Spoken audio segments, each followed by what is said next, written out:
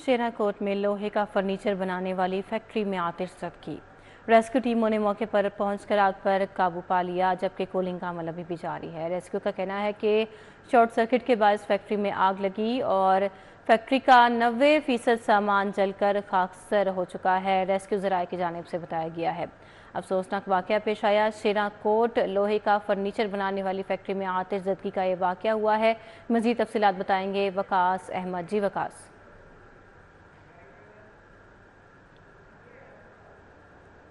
बाद यहाँ पर फैक्ट्री में आग लगी थी और ये लोहे के फर्नीचर तैयार करने वाली फैक्ट्री थी जहाँ पे आग लगी थी और रेस्क्यू के मुताबिक शॉर्ट सर्किट हुआ था, जिसकी वजह से जो यहाँ पे सामान था जिसमें रेक्सीन थी, लकड़ी थी और दीगर जो सामान इस्तेमाल होता था वो जलकर राख हुआ है। इस वक्त हमारे साथ मौजूद आफ्ताब साहब, इनके ये भाई की फैक्ट्री थी। भाईजान ये बताइएगा कि कब ये वाक़या पेश आया था और किस तरह से रेस्क्यू ने रिस्पॉन्स किया? यार ये सुबह पौने नौ बजे ये वाक़या हुआ। सारी सर्किट से आग लगी है। हमने कोशिश की, हमारे पास सिलेंडर मौजूद होते हैं आर्गन के, CO2 वगैरह के, लेकिन वो हमसे कंट्रोल नहीं हुई। फिर इनको फ़ोन किया, इन्होंने माशाल्लाह 15 मिनट के अंदर अंदर रिस्पॉन्स दिया। 15 मिनट से भी पहले ही मेरा ख्याल पहुँच गए थे। कितना नुकसान हुआ होगा अंदाजे के मुताबिक आपका, या कितनी की फैक्ट्री डैमेज हुई है? फैक्ट्री तो तकरीबन 90% फारग हो गई है।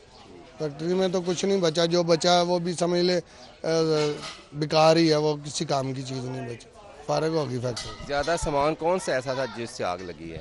ज़्यादा ये लोहे का फर्नीचर है, साथ इसके पोशिश, इसकी सीट वगैरह पोशिश होती है, फोम वगैरह, प्लाई वगैरह, उसको आग लगी है।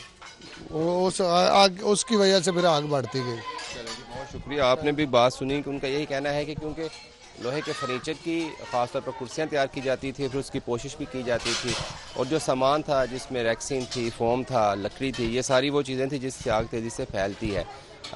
इन्होंने ख़ुद भी, जो आसपास के लोग थे उन्होंने भी कोशिश की, लेकिन आग जो है वो तकरीबन 80 से 90% जो फैक्ट्री का हिस्सा है उसको मुतासर कर चुकी है। रेस्क्यू ने तकरीबन 2 घंटे के बाद जो ऑपरेशन था वो मुकम्मल कर लिया है। जी वकास, आपका बहुत शुक्रिया।